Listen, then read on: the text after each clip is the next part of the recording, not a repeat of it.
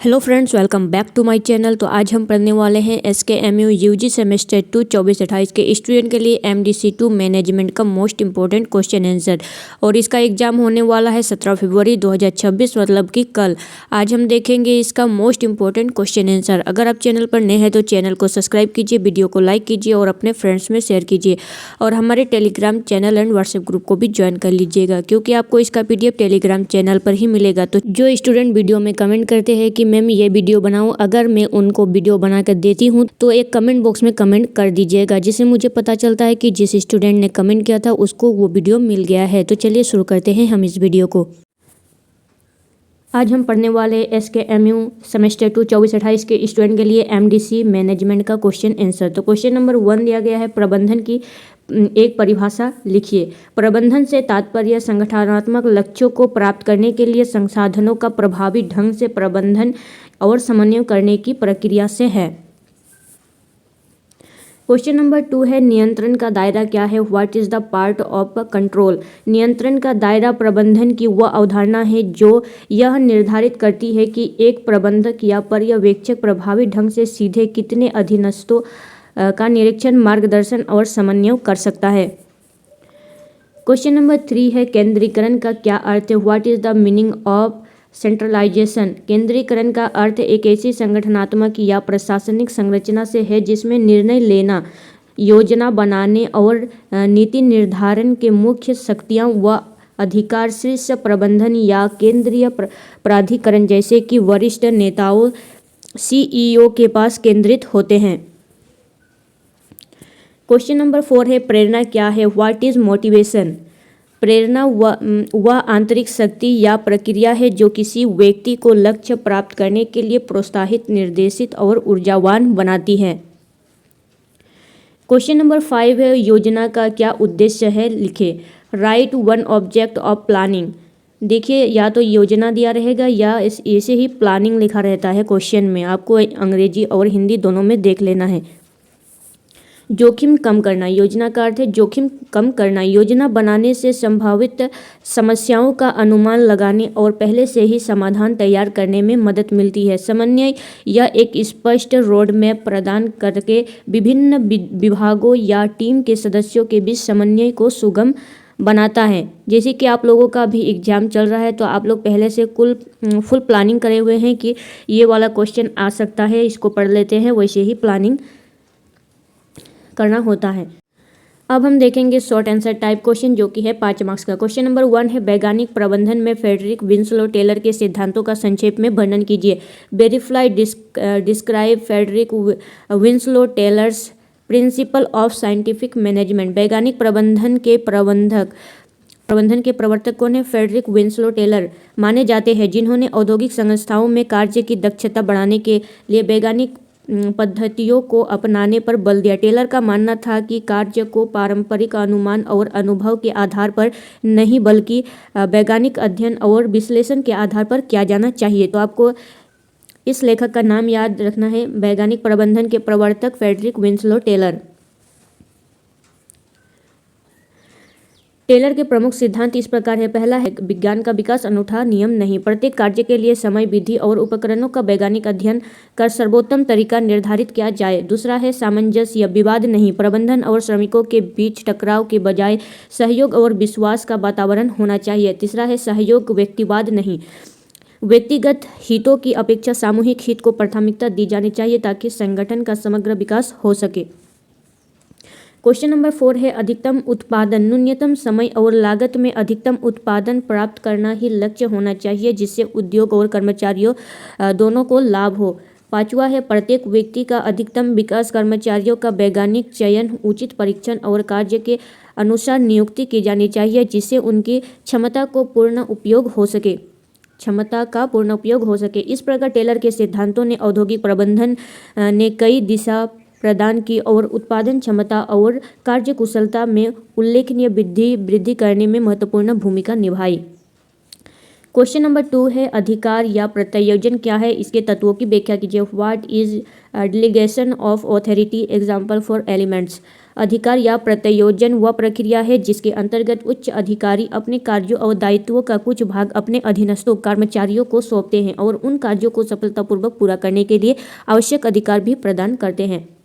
प्रबंधन की दृष्टि से यह अत्यंत महत्वपूर्ण सिद्धांत है, क्योंकि किसी भी संगठन में एक व्यक्ति सभी कार्य स्वयं नहीं कर सकता है, एक व्यक्ति सभी कार्य नहीं कर सकता है। इसीलिए कार्यों का उचित विभाजन और अधिकारियों का वितरण आवश्यक होता है। इसीलिए अधिकारियों का विभाजन और उनके अनुसार उनके कार्यों को भी विभाजन किया जाता है। प्रत्यायोजन के माध्यम से संगठन में कार्य कुशलता बढ़ती है, निर्णय लेने की प्रक्रिया तेज होती है और कर्मचारियों में आत्मविश्वास और नेतृत्व क्षमता का विकास होता है।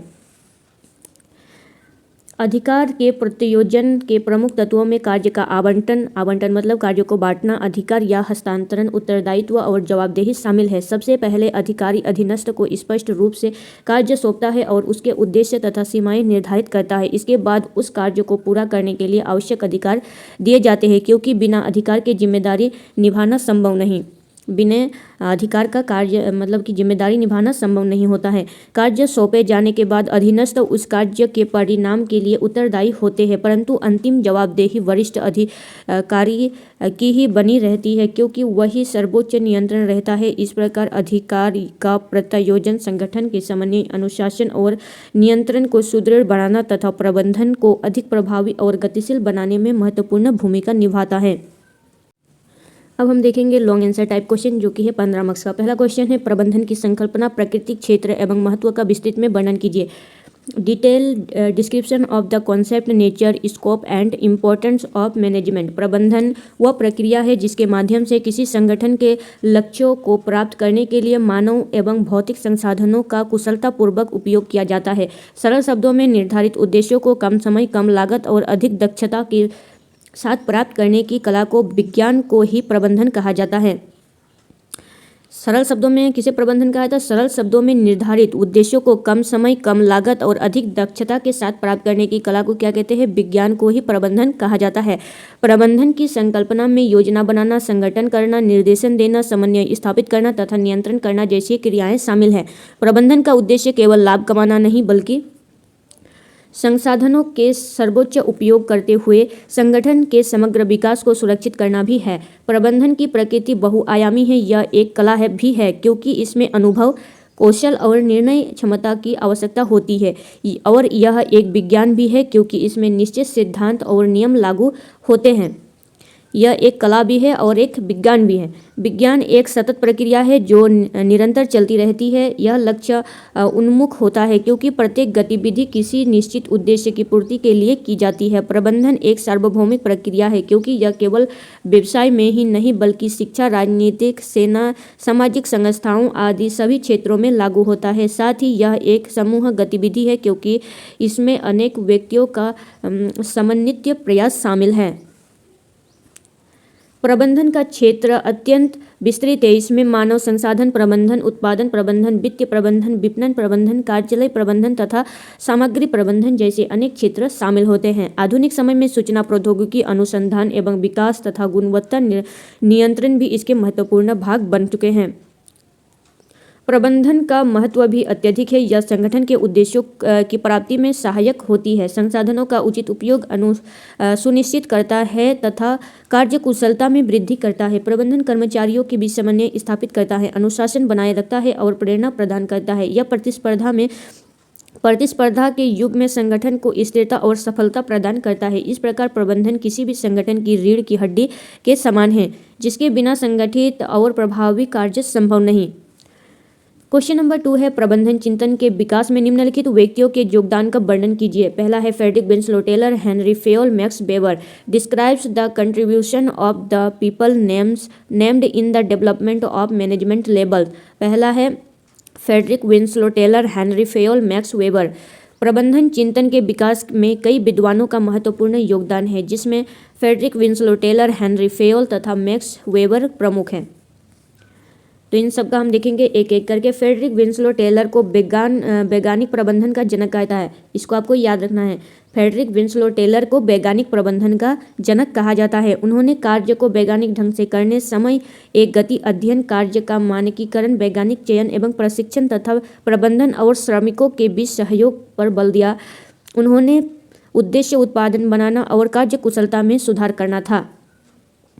दूसरा दिया गया है हेनरी फेयोल। हेनरी फेयोल ने प्रशासनिक प्रबंधन सिद्धांत का प्रतिपादन किया। हेनरी फेयोल ने किसका प्रतिपादन किया? प्रशासनिक प्रबंधन सिद्धांत का।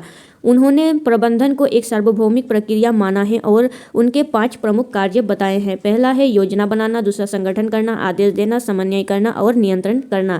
फेयोल ने 14 प्रबंधन सिद्धांत भी दिए हैं। तो ये क्वेश्चन में पूछा जा सकता है कि फेयोल ने कितने प्रबंधन सिद्धांत दिए हैं। तो फेयोल ने 14 प्रबंधन सिद्धांत दिए हैं, जैसे कार्य विभाजन, अधिकार एवं उत्तरदायित्व, अनुशासन, आदेश की एकता और दिशा की एकता आदि। उनके सिद्धांतों ने प्रबंधन को एक व्यवस्थित और संगठित स्वरूप प्रदान किया। मैक्स वेबर ने नौकरशाही सिद्धांत को प्रस्तुत किया। मैक्स वेबर ने किस सिद्धांत को प्रस्तुत किया? तो नौकरशाही। उन्होंने संगठन में स्पष्ट पदानुक्रम, कार्यों का विभाजन, नियमों एवं प्रक्रियाओं को पालन तथा योजनाओं के आधार पर नियुक्ति पर जोर दिया। वेबर के अनुसार एक आदर्श संगठन वह है जिसमें कार्य स्पष्ट रूप से परिभाषित हो और निर्णय नियमों के आधार पर किए जाए, न कि व्यक्तिगत पक्षपात से। इस प्रकार टेलर ने कार्य स्तर पर दक्षता बढ़ाने पर बल दिया। फेयोल ने प्रशासनिक सिद्धांतों का विकास किया और वेबर ने संगठन की संरचना को व्यवस्थित रूप दिया। इन तीनों विचारकों के योगदान से आधुनिक प्रबंधन चिंतन पर आधार सुदृढ़ हुआ और प्रबंधन एक स्वतंत्र एवं संगठित अध्ययन के रूप में विकसित हुआ।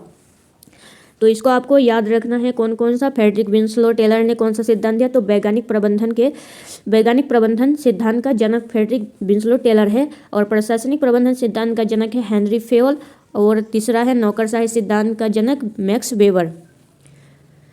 क्वेश्चन नंबर 3 है योजना की प्रक्रिया का विस्तार से वर्णन कीजिए। Describe the process of planning in detail.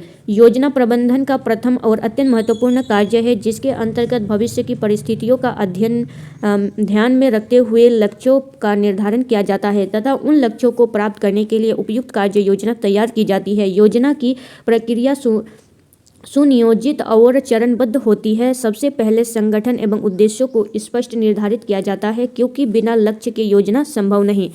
पहले आपका कुछ लक्ष्य होना चाहिए, फिर आप उसका योजना बनाते हैं प्राप्त करने के लिए। इसके बाद आंतरिक और बाह्य परिस्थितियों का विश्लेषण किया जाता है, जैसे समाधानों की उपलब्धता, बाजार की स्थिति, प्रतिस्पर्धा, आर्थिक एवं सामाजिक कारक आदि। तीसरे चरण में विभिन्न वैकल्पिक उपायों की खोज की जाती है ताकि लक्ष्य प्राप्ति के लिए सर्वोच्चतम मार्ग चुना जा सके। तो आपको सिर्फ रटना नहीं है, सिर्फ आपको समझ के पूरा PDF को पढ़ लेना है, इससे आपका काम चल जाएगा। इसके बाद आप पूरा अपने से ही लिख पाएंगे, सिर्फ आपको पढ़ लेना है अच्छे से समझ के। फिर उन विकल्पों का मूल्यांकन कर उनके लाभ हानि का तुलनात्मक अध्ययन किया जाता है और सबसे उपयुक्त विकल्प का चयन किया जाता है। इसके पश्चात विस्तृत कार्य योजना तैयार की जाती है जिसमें नीतियां, कार्यक्रम, बजट और समय सीमा निर्धारित की जाती है। अंत में योजना के क्रियान्वयन के साथ साथ नियंत्रण की व्यवस्था की जाती है ताकि आवश्यकता पड़ने पर सुधारात्मक कदम उठाए जा सके।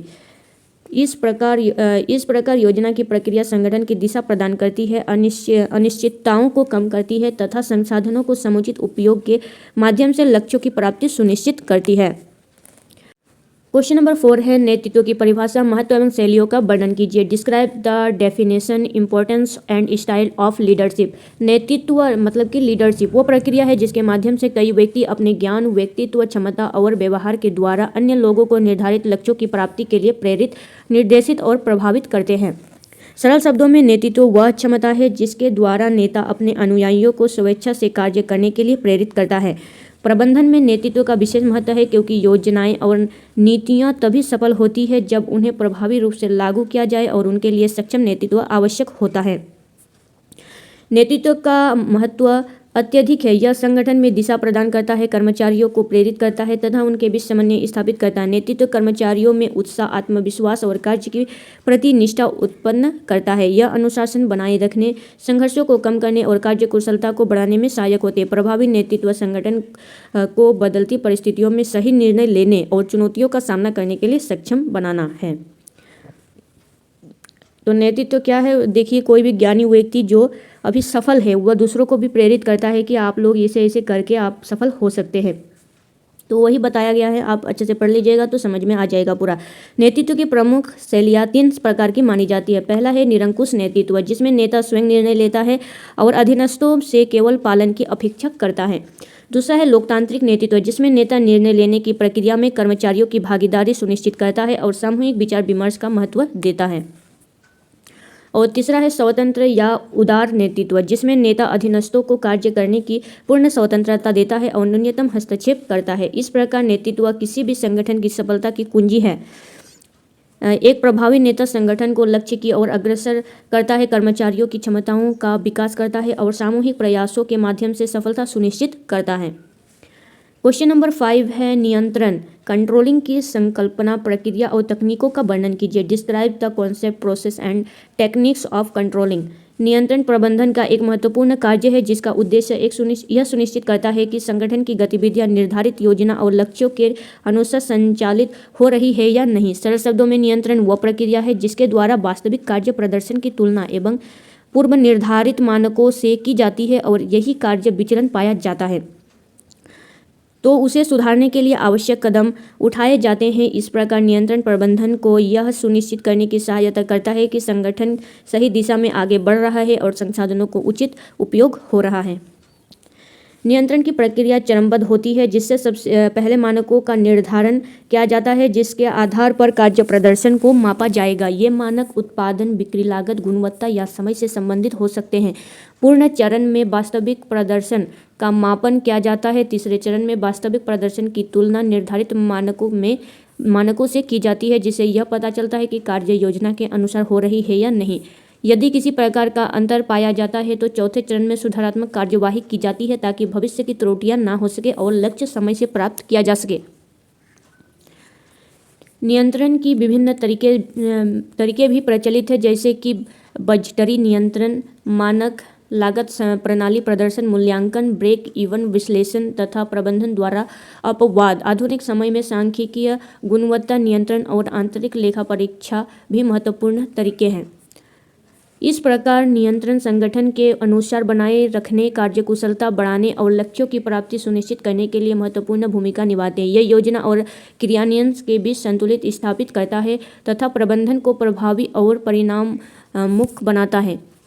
तो देखिए, जैसे यहाँ पर थोड़ा थोड़ा अंग्रेजी में लिखा हुआ है, तो अगर आप भी एग्जाम में इस प्रकार से थोड़ा थोड़ा बीच बीच में अंग्रेजी भरते रहेंगे कॉपी में, तो आपका इससे इंप्रेशन अच्छा रहता है और एग्जामिनर को लगता है कि बच्चे को हिंदी के साथ इंग्लिश का भी नॉलेज है, तो आपको अच्छा नंबर दिया जाता है। तो ये बात याद रखना है आपको, थोड़ा थोड़ा इंग्लिश भरते रहिएगा कॉपी में बीच बीच में। जिसका आपको आता है वही भर देना, वही काफ़ी होगा। तो ये वीडियो था मैनेजमेंट का पूरा। अगर आप चैनल पर नए हैं तो चैनल को सब्सक्राइब कीजिए। वीडियो अच्छा लगा तो अपने फ्रेंड्स में शेयर कीजिए, लाइक कीजिए। तो मिलते हैं नेक्स्ट वीडियो में, तब तक के लिए थैंक यू।